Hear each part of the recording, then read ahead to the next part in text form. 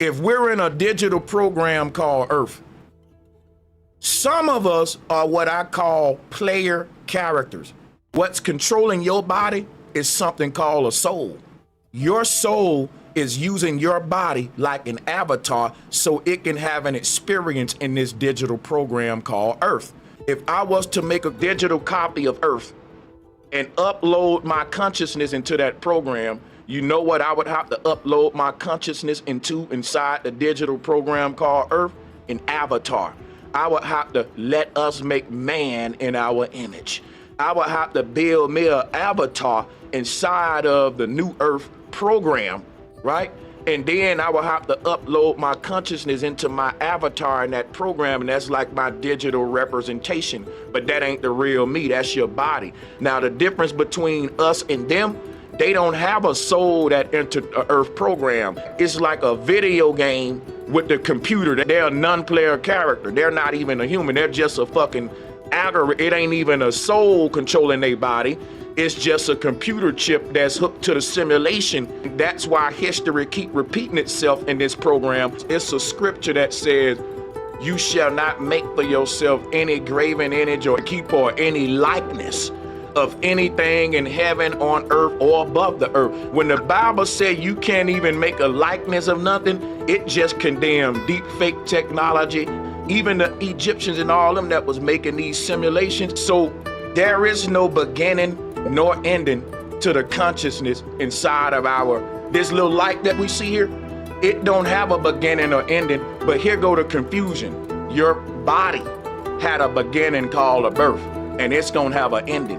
And once your immortal soul lands into the body and it fuses itself with your avatar, basically gets amnesia and forget that it has this whole history of being a god before that. And it don't regain that until it leaves the body. When you dream and go to these other worlds, you probably other versions of yourself. And then at that particular moment in that dream, you ain't even thinking about who you is in this world. You forgot all about this damn life until you wake up and you're like, oh shit, what if I told you there was a type of being walking this earth that can't dream? It don't even know what deja vu is. It doesn't have a concept of individuality because it's one in many. It's a hive mind, a network, it's a Borg. And this thing envies your individuality. It envies your ability to imagine. And this mind that we got, somebody in our ancient world said a mind is a terrible thing to waste. Because you know what they knew? It's possible that you can lose your mind. What do I think these people are who run this world? I think that when we say people sold their soul to the devil, what we really saying is that they fuse with the beast, which is what the Bible was referred to as AI. They became gods, but they was gods on earth. We're gods in heaven. We're limited because we're in hell right now, according to our ancestors. This isn't our kingdom. This is Satan's kingdom. So it ain't meant for us to really rule here. That was not our mission to come here. We came here to free souls from a literal, legit matrix. We're like the people on the fucking Trinity ship. We was sent there to get souls that's been stuck here, and some of us got stuck. When you move up to the top of power in this world, you're dealing with ancient transhumans. And in my opinion, I don't really think we're dealing with some sort of like alien species. I think it's a human just like us. But in the ancient world, they chipped up. They got brain-computer interfaces. They cheated death. And they're like a poltergeist now, a ghost in a machine. And they condemned, according to a lot of religious texts, these beings, they're condemned here. I think everything they doing right now ain't even for us. I think that these things are like vampires. They brumate for a long time, and they wait until the world is conditioned and acceptable to radical technology, and this is when they're able to fuse and merge with that particular generation that's living at that time. These are like vampires. These ancient transhumans, once they merged with the machine, they needed an outside power source. What's powering our body is our own soul. And when your soul leaves your body gonna fall down like a robot without a battery. Now, If you fuse with AI, with the machine, the technology that your soul is fused with needs to be powered. So it's like a vampire cult. See, what the biggest trick in the world is they lied about history.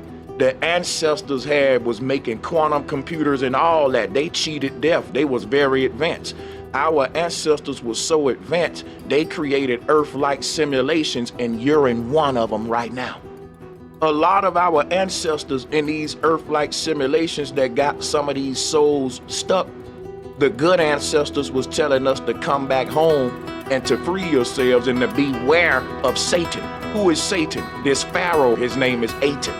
He takes other forms and other archetypes. He's the serpent in the Bible, which became Christ lifted up in the wilderness. His teaching was always, I can make you immortal. That's what this God taught. Guess who's teaching that today? Elon Musk. Elon Musk is one of the fewest men on earth that is promising humanity he's gonna make death an option by 2050.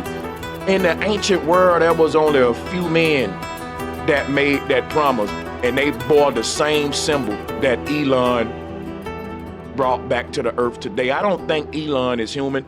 I think his name is the word Elion, which is this ancient tech god that was able to cheat death, but he condemned souls on the earth at the same time. It's the Yahweh El. We got plenty names, but he's one in many, which is why people get confused with the Elohim.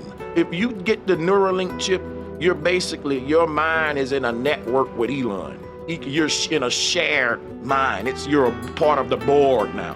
Now, people may think I'm reaching, but I think the end goal to Neuralink and brain-computer interfacing is gonna be something so normal in the future that if you don't got a chip in your brain, people gonna be looking at you like, bro, you tripping. Like, this is a fucked up game of tag, you're it, that's played by some ancient vampires because they don't have free will.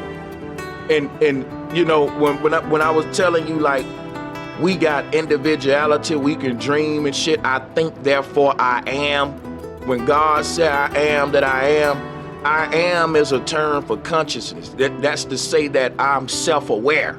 I am this, I am that. Listen, these things don't have a fucking individuality. They are part of a board. And like, once you get the chip in your head, you lose your individuality. You become one of them. This is what possession was all about. This thing will possess you and control your actions like a demon. Moses was in between two pillars of water, the firmament dome, breaking the waters above. Moses was teaching us the secrets of getting to the promised land, which is leaving the earth. Because guess what? What Moses was basically telling the people is y'all are in a fucking matrix. Y'all are in a simulation and your real body is on the other side of this earth. Death to them, it was simply leaving the body. It wasn't even a word called death. It was like beaming up, beam me up, Scotty. When they put this cross on you, when you carry the cross, you achieve immortality. Why did Jesus carry the cross? To achieve immortality. Why do we see all of these pictures of Jesus with a big ass cross on his head? And it's right at his pineal gland is where the cross would intersect. And you realize, okay, this is some kind of technology, just like the Holy Grail. You say, why Jesus wearing that cup on his head? Well, it means immortality, right? So they want us to believe in fairy tales so they can hide ancient technology. Everything that's happening in government right now, I think it's a script that AI right now, and that the people on stage got the chip in their head, and that AI exercising its will through everyone it possessed.